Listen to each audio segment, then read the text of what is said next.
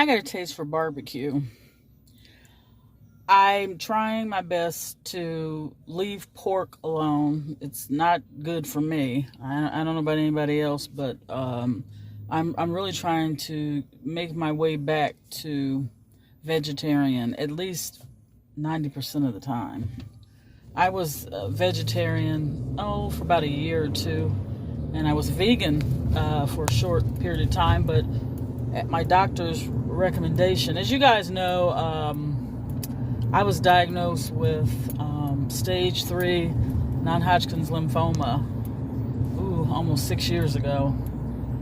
That was a really rough patch in my life. Well, the doctor, my oncologist, recommended that I not be vegetarian or vegan because I guess my blood levels were off, and so because of that diagnosis, I still am dealing with anemia. So I have to, according to my doctor, I have to eat meat. Although I feel like I could get my vitamin B12 from, a plant-based source, but he doesn't think so. So I don't feel like I'm in a position to really debate or argue with my oncologist.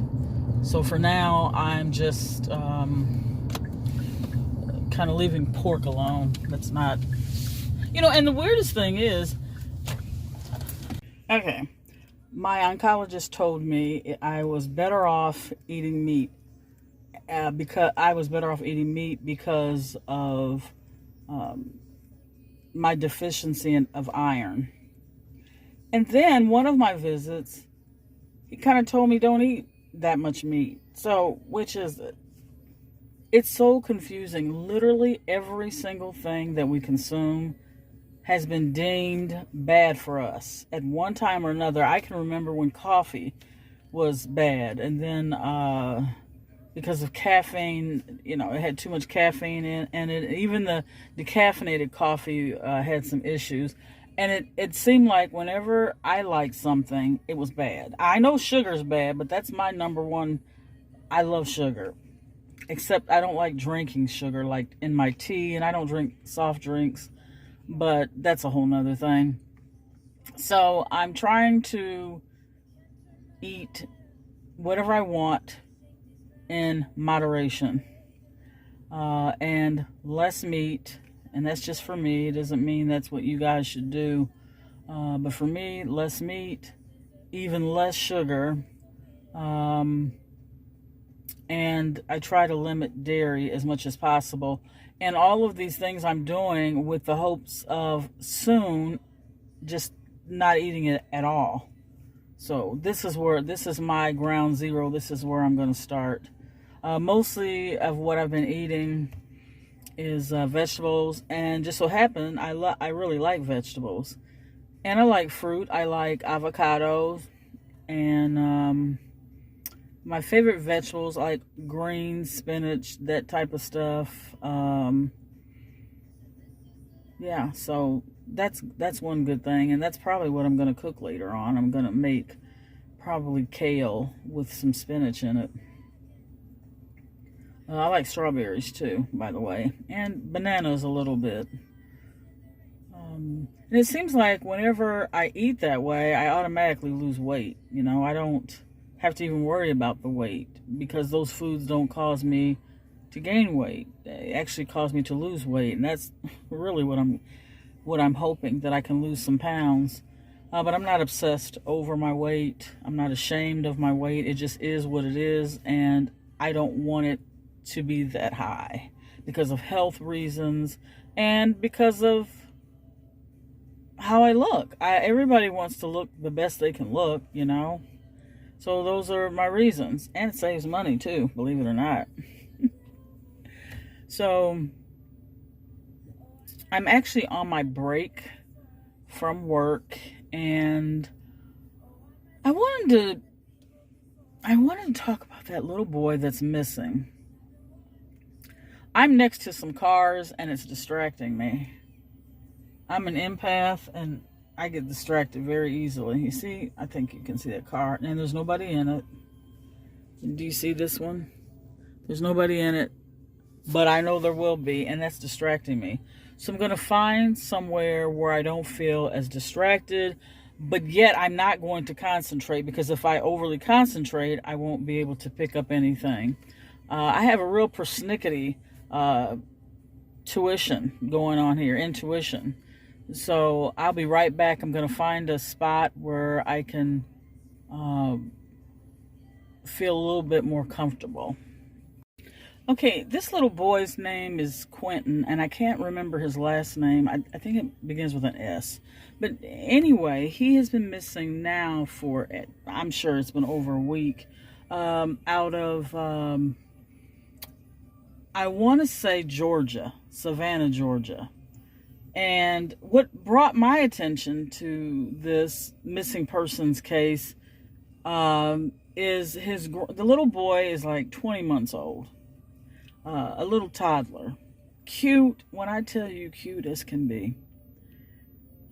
I saw a news clip here on YouTube. This grandmother was ranting and raving and arguing with this little child's babysitter, because the babysitter, at I think the time when this ranting happened, Quinton had been missing, maybe a couple days. It wasn't that long. And they were starting to think that, he was not, living anywhere. He had passed. I guess that's what the babysitter thought. And they captured all this on video if you want to look it up. So the grandmother confronted the babysitter, accused her of having something to do with her grandson being missing. There was a lot of drama. She was yelling in her face and so forth. She was yelling in her face, and just ridiculous. It was crazy. So that's what brought my attention to this case. And then the first thing I got, once I kind of cleared my mind and relaxed, the first thing I got was popsicle sticks and a makeshift situation. Now, the authorities have presumed this baby to be no longer living. That's not what I'm saying. That's what the authorities are saying. And there was some talk that the baby's remains might be in a landfill. So there's lots of information out there. But I sense popsicle sticks. And I wonder if I'm sensing that because, is there a fence near there? I really don't know. And that's literally all that I sense. Another thing that I have been feeling is this child wearing, because I see like along the collar, along here, it looks like a stain. Like something's been spilled there, some kind of liquid. And then around my neck, around this area, is capturing my attention. And whether or not Quinton is alive or not, I don't see that, and I'm not trying to see that. But where he is what I'm trying to concentrate on, and I'm not really seeing a whole lot as to where he is. But I hope they find him.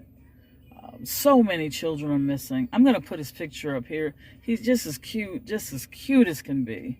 And so far, they have not arrested anyone in connection with his disappearance, although they're saying that the mother is the prime suspect because of evidence that they have.